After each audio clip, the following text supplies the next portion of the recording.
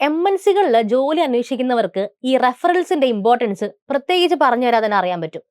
നമ്മൾ ഹയർഡ് ആകണം എന്നുണ്ടെങ്കിൽ ഒരു പടി അല്ലെങ്കിൽ ഒരു 2 3 പടി എക്സ്ട്രാ എഡ്ജ് കിട്ടും ഇങ്ങനെ ഒരു റെഫറൻസ് നമുക്കുണ്ടെങ്കിൽ. അതായത് നമ്മളെ റെഫർ ചെയ്യാനായിട്ട് ആ പെർട്ടിക്കുലർ കമ്പനിക്കകത്ത് ഒരു എംപ്ലോയി ഉണ്ടെന്നുണ്ടെങ്കിൽ നമ്മുടെ ഈ പറയുന്ന ആ ഒരു ഹയറിംഗ് പ്രോസസ്സ് കുറച്ചും കൂടെ ഈസി ആയിരിക്കും. ഇനി നമുക്ക് റെഫറൻസ് ഒന്നും തരാൻ ആരും ഇല്ലെങ്കിലോ, റെഫറൻസ് കൊടുക്കാനില്ലാത്ത ആൾക്കാർക്ക് എന്താ ജോലി ചെയ്യണ്ടേ? അപ്പൊ അങ്ങനെയുള്ള സിറ്റുവേഷനിൽ നമുക്ക് എന്താ ചെയ്യാൻ പറ്റുക? ഇന്നിപ്പോ നമ്മൾ അതിനെപ്പറ്റിയാണ് സംസാരിക്കാൻ പോകുന്നത്. So welcome to Entri commerce. Reference ഇല്ലെങ്കിൽ ജോലി ചെയ്യാൻ പറ്റില്ലേ? തീർച്ചയായിട്ടും അങ്ങനെ പറയാൻ പറ്റില്ല. കാരണം റെഫറൻസ് എന്ന് പറയുന്നതിന് ഇന്നത്തെ കാലത്ത് വളരെ ഇമ്പോർട്ടൻസ് ഉണ്ട്. അകത്ത് നിൽക്കുന്ന ഒരാൾക്ക് പുറത്തുനിന്ന് ഒരാളെ കയറ്റാൻ പറ്റുക എന്നാൽ നമ്മൾ കുറച്ചും കൂടെ ഡീറ്റെയിൽ ആയിട്ട് ഈ പറയുന്ന ആ ഒരു എക്സ്റ്റേണൽ കാൻഡിഡേറ്റിന്റെ ക്വാളിഫിക്കേഷൻസും കഴിവുകളും ഒക്കെ പറഞ്ഞ് ഫലിപ്പിക്കാൻ അകത്തൊരാളുണ്ട് എന്നുള്ളത് വലിയ കാര്യം തന്നെയാണ്. പക്ഷേ നമുക്ക് അങ്ങനെ അല്ലെങ്കിൽ നമ്മളെ റെഫർ ചെയ്യാനായിട്ട് ഒരാളില്ലെങ്കിൽ നമ്മൾ എന്ത് ചെയ്യും? നമ്മൾ തന്നെ നമ്മളെ റെഫർ ചെയ്യേണ്ടി വരും. അതിന് നമ്മളെ സഹായിക്കുന്ന കുറച്ച് കാര്യങ്ങളാണ് ഇന്ന് നമ്മൾ സംസാരിക്കാൻ പോകുന്നത്. അതിൽ ഒന്നാമത്തെയാണ് റെസ്യൂമെ. റെസ്യൂമിനെ പറ്റി നമ്മൾ ഒരുപാട് ടിപ്സും ട്രിക്സും അല്ലെങ്കിൽ അത് എങ്ങനെ സെറ്റ് ചെയ്യണം എന്നൊക്കെയുള്ള കാര്യങ്ങളൊക്കെ വീഡിയോസൊക്കെ നിങ്ങൾ കണ്ടു കാണും. പക്ഷെ എന്നാലും റിപ്പീറ്റഡ്ലി നമ്മൾ ചെയ്തുകൊണ്ടിരിക്കുന്നത് അതേ മിസ്റ്റേക്സ് തന്നെയാണ്. എന്താണ് റെസ്യൂമിൽ നമ്മൾ ശ്രദ്ധിക്കേണ്ടത്? കാരണം നിങ്ങളെപ്പറ്റി സംസാരിക്കുന്നതിന് മുന്നേ നിങ്ങളെ അവതരിപ്പിക്കുന്ന ഒരു ടൂളാണ് നിങ്ങളുടെ റെസ്യൂം എന്ന് പറയുന്നത്. കമ്പനിയോ HR മാനേജറോ നിങ്ങളെ കാണുന്നതിന് മുന്നേ തന്നെ നിങ്ങളെ പറ്റിയിട്ട് നിങ്ങളുടെ റെസ്യൂമെ സംസാരിക്കും. അപ്പൊ അതും ഒരാളോടല്ല. ഇന്നിപ്പോ ടെക്നോളജിയും കാര്യങ്ങളൊക്കെ ഒരുപാട് ഇതിനകത്ത് ഇൻവോൾവ് ആയിരിക്കുന്നത് കൊണ്ട് തന്നെ നിങ്ങളുടെ റെസ്യൂമെ ആദ്യം ട്രാക്ക് ചെയ്യപ്പെടുന്നത് ഏതെങ്കിലും ഒരു ടെക്നിക്കൽ ടൂളിന്റെ അസിസ്റ്റൻസിലായിരിക്കും. അപ്പൊ അവിടെ ഒരു ഫേസ് ടു ഫേസ് ഇന്ററാക്ഷനിൽ നിങ്ങൾക്ക് അവരെ കൺവിൻസ് ചെയ്യാൻ പറ്റുന്നതിലും ഉപരിയായിട്ടുള്ള രീതിയിലാണ് ഇത്തരം റെസ്യൂംസസ് ഒക്കെ സ്കാൻ ചെയ്യപ്പെടുന്നത്.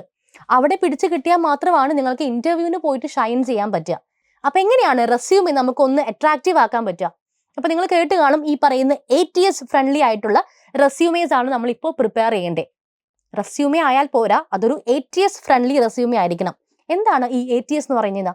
ആപ്ലിക്കേഷൻ ട്രാക്കിംഗ് സിസ്റ്റം എന്ന് പറയും. നമ്മൾ നോർമലി പണ്ടെന്നൊക്കെ പറഞ്ഞു കഴിഞ്ഞാൽ നമ്മൾ റെസ്യൂംസ് സെൻഡ് ചെയ്ത് കഴിഞ്ഞാൽ HR മാനേജറും അല്ലെങ്കിൽ അസിസ്റ്റന്റ് HRസും ഒക്കെ ഗ്രൂപ്പ് ആയിട്ടിരുന്ന് ഈ പറയുന്ന റെസ്യൂംസ് ചെക്ക് ചെയ്തുകൊണ്ടിരിക്കും. നമ്മുടെ ജോബ് ഡിസ്ക്രിപ്ഷന് മാച്ച് ആകുന്ന രീതിയിലുള്ള കാൻഡിഡേറ്റ് ആണോ അല്ലയോ എന്നൊക്കെ ഉള്ളത്. അതൊരു മാനുവൽ ടാസ്ക് ആണ്. കുറെയൊക്കെ മാനുഷികമായിട്ടുള്ള പരിഗണനയുടെ പേരിൽ നമുക്ക് ഇന്റർവ്യൂ കോൾസ് ഒക്കെ കിട്ടാറുണ്ട്. പക്ഷേ ഈ പറയുന്ന ATS വന്നതോടുകൂടി നമ്മുടെ റെസ്യൂമേസ് ഒക്കെ ഓട്ടോമാറ്റിക്കലി സ്കാൻ ചെയ്യപ്പെടുകയാണ്. എങ്ങനെ?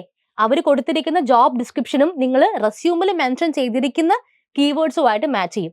അപ്പൊ നമ്മുടെ റെസ്യൂമെ ഈ പറയുന്ന ATS ഫ്രണ്ട്ലി അല്ല എന്നുണ്ടെങ്കിൽ തീർച്ചയായിട്ടും ഫസ്റ്റ് ഫേസിൽ തന്നെ നിങ്ങൾ എലിജിബിൾ അല്ലാതെ ആയി പോകും. ഇനി എങ്ങനെയാണ് ATS ഫ്രണ്ട്ലി ആക്കാൻ പറ്റും? നമുക്കറിയാം, നമുക്ക് ഒരുപാട് ഓൺലൈനിൽ ഫ്രീ ടൂൾസ് ഉണ്ട് റെസ്യൂമേസ് ബിൽഡ് ചെയ്യുന്നത്.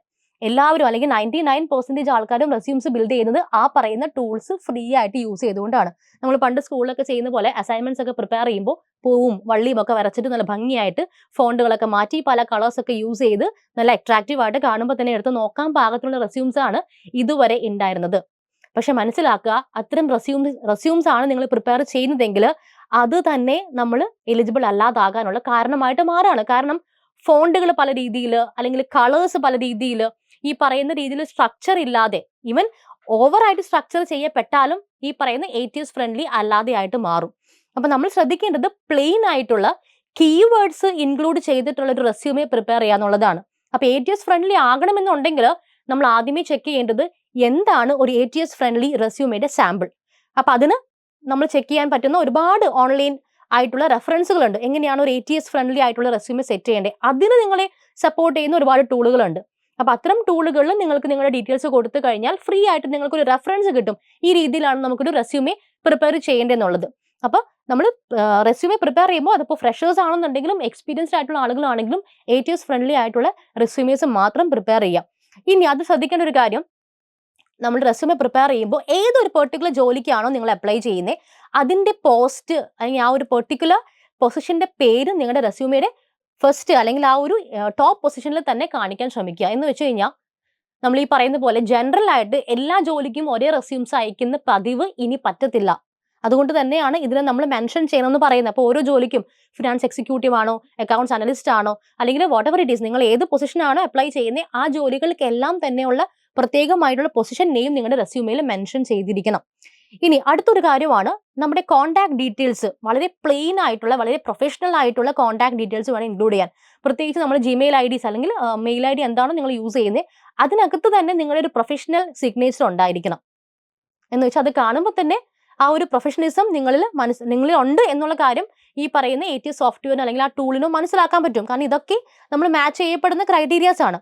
ഇനി അടുത്തതാണ് നമ്മൾ ഈ പറയുന്ന പോലെ ലിങ്ക്ഡിൻ ആയിട്ടുള്ള കാര്യങ്ങൾ അല്ലെങ്കിൽ ലിങ്ക്ഡിനുമായി കണക്ട് ചെയ്തിട്ട് നിങ്ങൾക്ക് എക്സ്പ്രസ് ചെയ്യാൻ പറ്റുന്ന കാര്യം.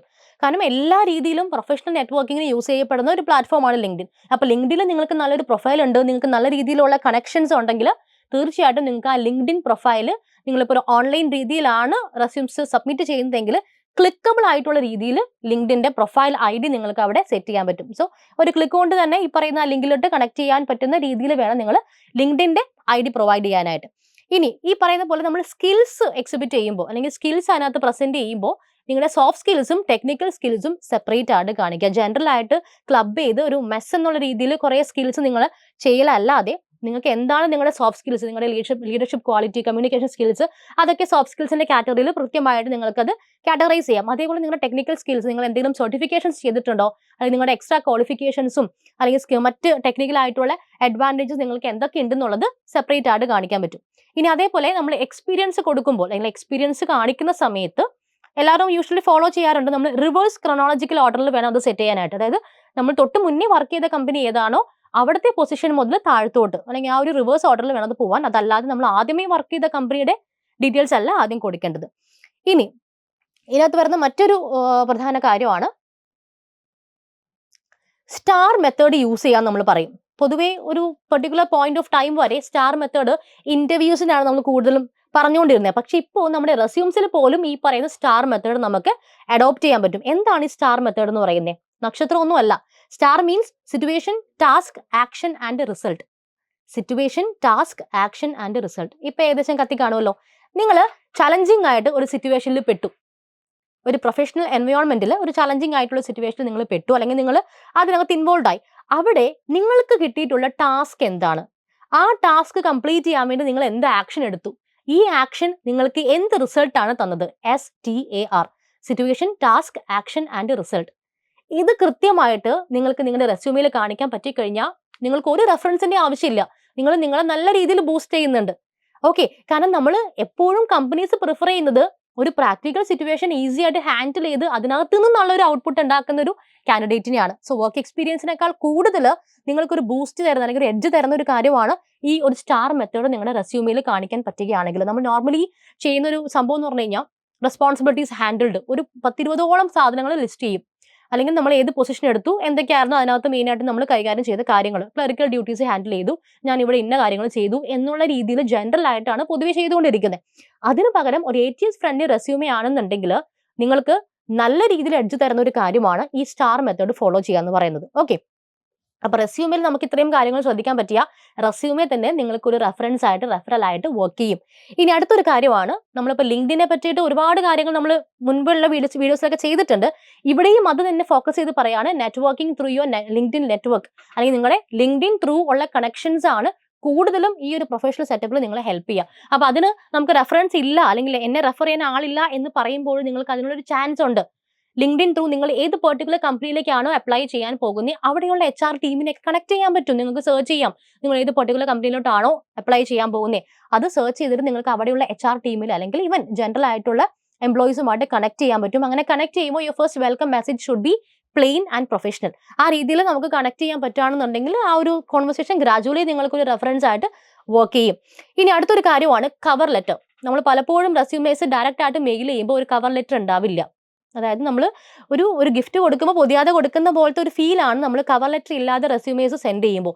സോ പെർട്ടിക്കുലർലി നിങ്ങൾ ഏത് പെർട്ടിക്കുലർ പൊസിഷൻ ആണോ അപ്ലൈ ചെയ്യുന്നത് അതിന്റെ ഡീറ്റെയിൽസും ജോബ് ഡിസ്ക്രിപ്ഷൻസും വെച്ചുകൊണ്ടുള്ള ഒരു കവർ ലെറ്റർ പ്രത്യേകമായിട്ട് സെൻഡ് ചെയ്യണം. Along with your resume pack ചെയ്ത് ഭംഗിയായിട്ട് വേണം സെൻഡ് ചെയ്യാൻ അർത്ഥം.